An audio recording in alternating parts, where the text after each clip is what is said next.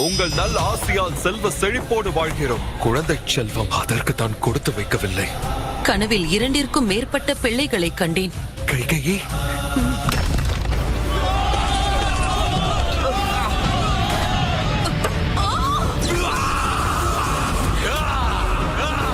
இன்று முதல் நீ மகாரதன் அல்ல, தசரதன் என்று அழைக்கப்படும் மன்னன் தசரதன்.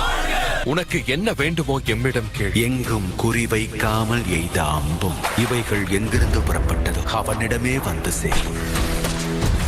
நாங்கள் எப்படி துடிக்கிறோமோ அப்படி நீயும் துடிப்பாய். இது பிள்ளையை பிரிந்து தவிக்கும் தந்தையின் சாபம். தசரதன் அடைந்த சாபம் மட்டும் அல்ல, இன்னொருவருக்கு கிடைத்த வரமும் காரணமாகும். எல்லையற்ற உன் தியாகத்தைக் கண்டு மெச்சினேன். உனக்கு என்ன வரம் வேண்டும்? மரணமில்லா வாழ்வு வேண்டும். அதையே தந்தோம். என்னை வீழ்த்தவே முடியாது. ராஜா தசரதன் யாகத்தை நல்ல முறையில் நடத்தி கொடுப்பதற்காக கலைக்கோட்டு முனிவரை அழைத்து வந்தார். இந்த யாகம் முழுமையடைந்தது தசரதா. இந்த பிரசாதம் 4ஆக பிரிக்கப்பட்டுள்ளது. உன் கவலையை போக்க 4 ஆண் பிள்ளைகள் பிறக்கும். ராவணன் பாவக்கணக்கு பெருகிவிட்டது. பூவுலகில் அயோத்தி நகரத்தில் மானிடனாக அவதரிக்கப் போகிறேன்.